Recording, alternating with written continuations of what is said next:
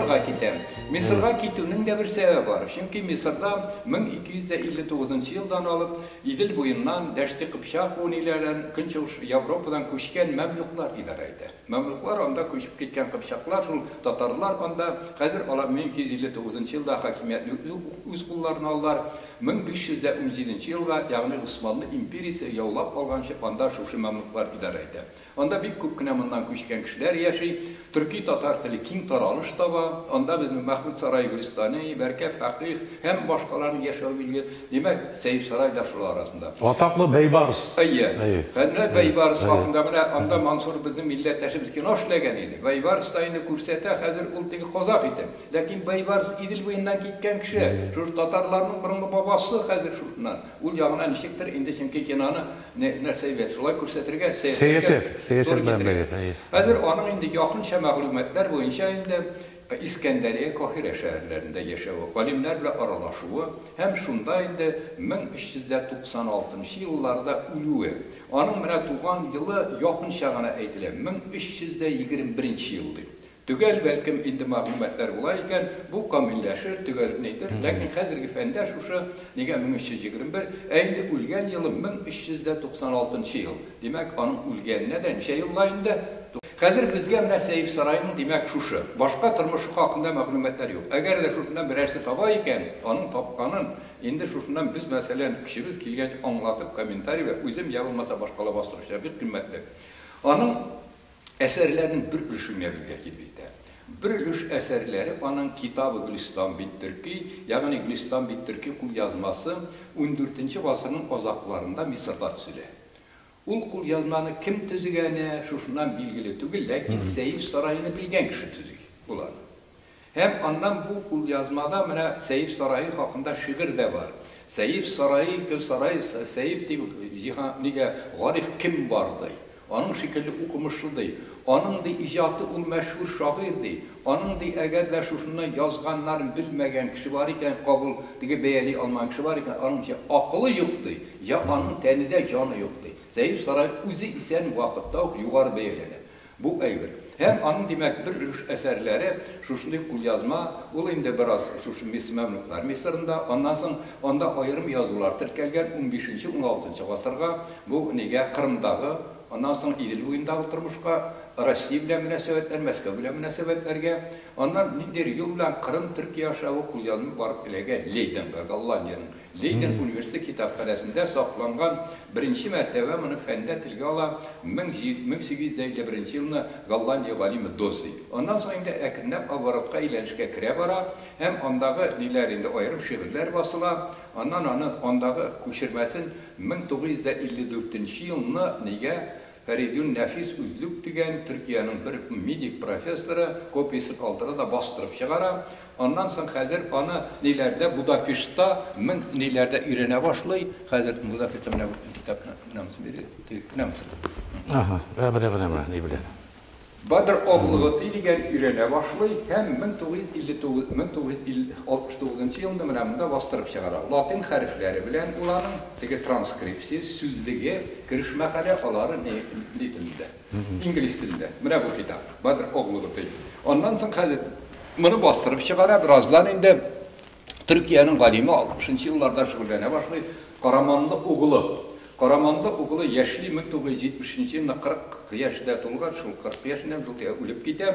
Onun yazganların, indi onun şakirtleri bastırıp çıkara. Bu kitap nelerden 1989 yılında dünya göre biri de şunsu Leyden'de saklanan kul yazmanın kopyası var. Hem bunda transkriyi vergen teksti neler bilen Türk yazımı bilen hem ondan indi süzlüğü var. Ondan sonra bu kitap indi türlü ürünlerde basıla başladı. Mesela neler bastırdı, Üzbekler bastırdı onun kitabın. Hem bizde bunu ürene başladı.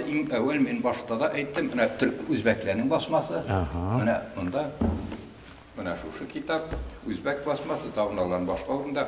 Bizde onların Emir Ağa Necip birinci ürene başladı. Hem Emir Necip bunun hakkında Kazanlıklarında 50. yılların ahırında şu 50. 58. yılını bastırıp çıkara.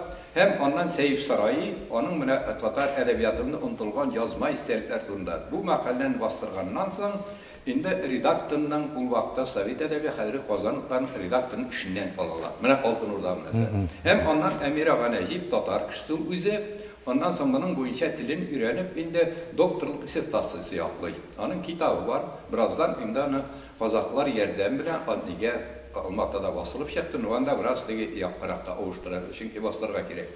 Ondan bizdə bunu öyrənə başladı bunu Xatiba Osman. Ayrım üzükllərini bastırdı. Ondan sonra studentların praktik dərsləri için şuşundan tekstində 66-cı yılına. Ondan sonra həzər nelərdən studentların burunğu Türkiye ədəbiyyatı, ədəbi şığanaq, Türkiye Tatar ədəbi şığanaqdan zor ürüşün birdi. Ondan sonra həzər ondan Zeynəb Maqsudova, ondan Xatiba Osman, onun neyin birdilər? Həzər, Əminə. İki tomda Rəşid Qadirov, iki tomda şuşunda kitabını verdiler. İki tomda həzir şuşuna iki kisa gidip, mənə bu kitab. Ondan sonra həzir Seyif Sarayının ikinci tırkım əsərləri, onlar Yadgarnamə isim bilən məğlum, bu indi 60-cı yıllarını bilgili buldu. Mənə Üzbək Qalim Nasibullah Davronov tapdı. Kakan ülkəsində onun bir andağı yaşayışı bir babaları Xoşqa varğandan sonra alıp qayta. Yadgarnamə indi nelərdə Misir məmluklarında şuşu orta asırlarda tüzülgən, zor küləmli tügül, 12 bitlikkinə Seyif Sarayının anda birinci şiiri var. Ondan sonra Süheyl və Güldürsün dastanı var. Ondan sonra onun birinci zamandaşının bunun ayrım ilişlərini bastırıp çıxardı. Həm şunusu qızıqlı, Şuşa Nasrullah Davronov bizge ciberdi, bizning kafedra, bizning ütünüş bilen Xatiba Osman'a həzir şuşundan indi onun kopyasını cibergen, min alarını Kazanlarında bastırıp çıkardım 70-ci yıllarda. Hem ondan indi jinama rəvişdə nege Seyif Sarayının varlıq əsərlərin neydə Gülistan liriki dastan. Bu neydə kiriş məqalə bilen Kiriş məqalə, zoruna kiriş, ana Rus dilində sunğu məqalə var. Bir də Seyif Sarayının həzirgə bilgili barlıq əsərlərdə urnaşdırılған.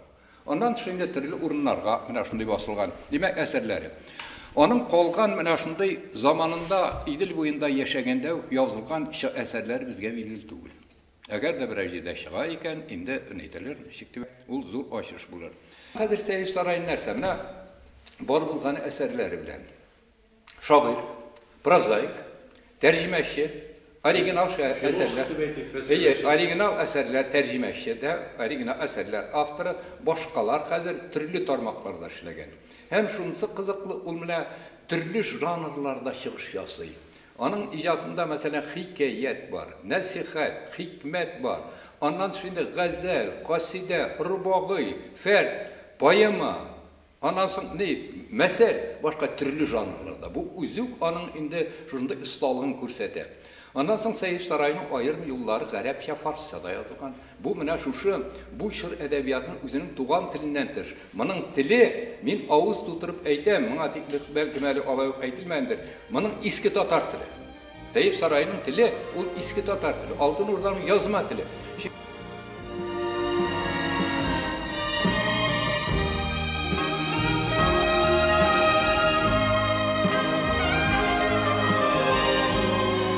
Algataba məni hazır qarasaq, bizim yaş üsmürlər üçün köpkən indi, olmayan yazıcılar arasında mənə qalsam, bizim için yaş üsmürlər üçün yazıcılar köbrək bulsa, bizə eybət bulur idi. Çünki bu kategoriya oxucu, o en qatlavlı oxucuların birisi, özünçəlikli yaş. Həm eytir idim ki, bizning zamandaşlardan, deyib eytik, Vaqif Nuriyev, Almaz Qimadiyevni bilən men, yaşlardan mene tam kimler var iken hazır biliriz. Mene biliriz. Mene Rüstem Galiyevli'nin 5-2 degan kitabı bastırıp çıktı yine. İllar Nafiyev, bana ressamlar.